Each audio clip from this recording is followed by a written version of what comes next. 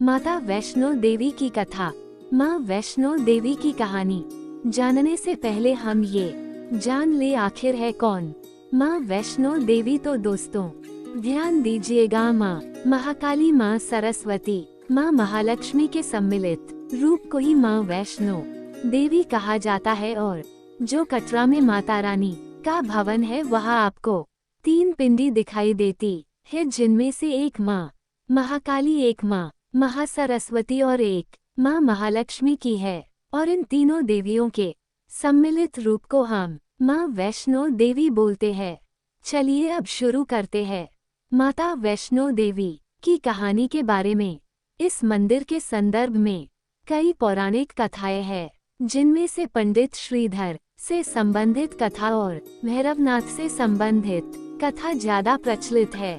History of Vaishno Devi temple. इस मंदिर के इतिहास की बात करें तो ज्यादातर इस मंदिर का संबंध पंडित श्रीधर से ही बताया जाता है, जो कि लगभग 700 पूर्व की एक कथा है।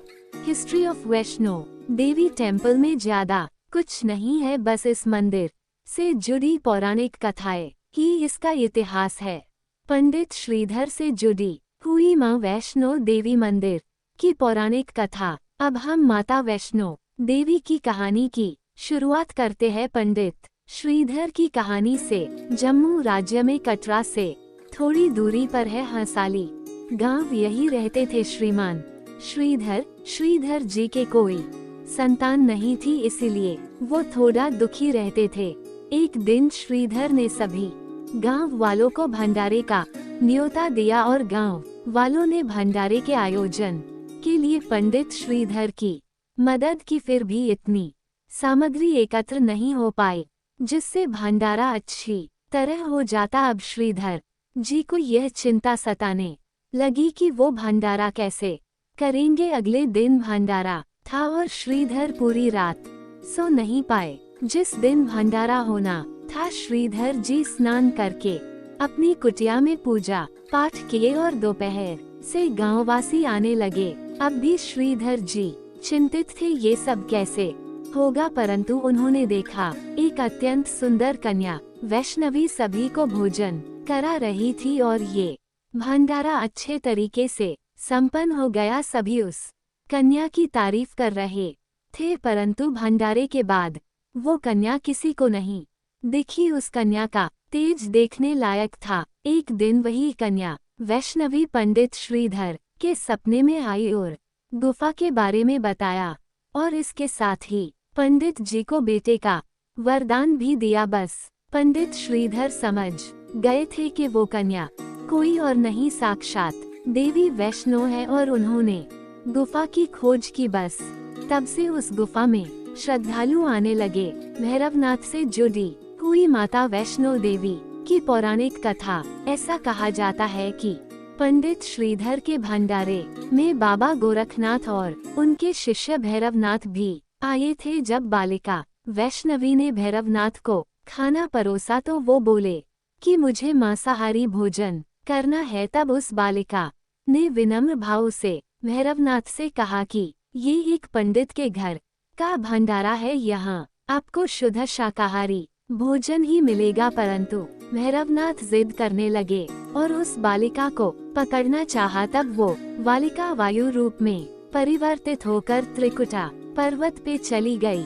यहाँ पर भी भैरवनाथ माने नहीं और माँ के पीछे पीछे वो भी त्रिकुटा पर्वत पर आ गए। अब मान्यताओं अनुसार कहा जाता है कि माँ वैष्णो की सुरक्षा के लिए वहाँ पवन पुत्र हनुमान जी आए। बजरंग बली हनुमान को प्यास लगी तो माँ वैष्णो ने बाण चलाकर एक जलधारा उत्पन्न की और उसी जलधारा में माँ ने अपने केश भी धुले। इसी स्थान को बाणगंगा बोला जाता है और कहा जाता है इस बाणगंगा में स्नान करने से व्यक्ति के पाप धुल जाते हैं।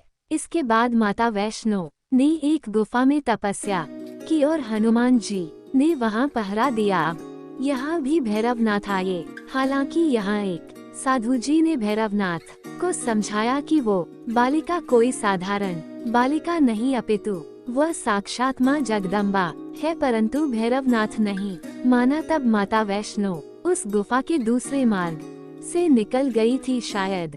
इसी स्थल को अर्धकुमारी कहा जाता है। अब इस गुफा से जैसे ही माँ बाहर आई, उन्होंने देवी का रूप लिया और भैरवनाथ को वहां से जाने को कहा और दोबारा गुफा के अंदर चली गई। लेकिन भैरवनाथ अब भी वही थे। तो हनुमान जी और भैरवनाथ का घमासान युद्ध हुआ। इस युद्ध का कोई अंत दिखाई नहीं दे रहा था।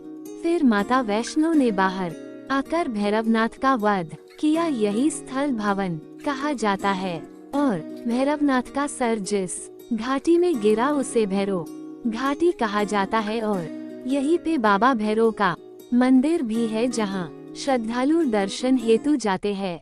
अब भैरवनाथ को अपने किए पे पश्चाताप हुआ और उसने माँ से क्षमा मांगी। तो माता ने भैरवनाथ को वरदान दिया था कि जो श्रद्धालु मेरे दर्शन करने आएगा उसको तब तक उचित फल नहीं मिलेगा जब तक वो तुम्हारे दर्शन न कर ले। तो दोस्तों, ये भी एक माता वैष्णो देवी की कहानी थी। इसके अनुसार जो भी माँ वैष्णो देवी के दर्शन करने जाए उसे बाबा भैरव का मंदिर भी जाना चाहिए।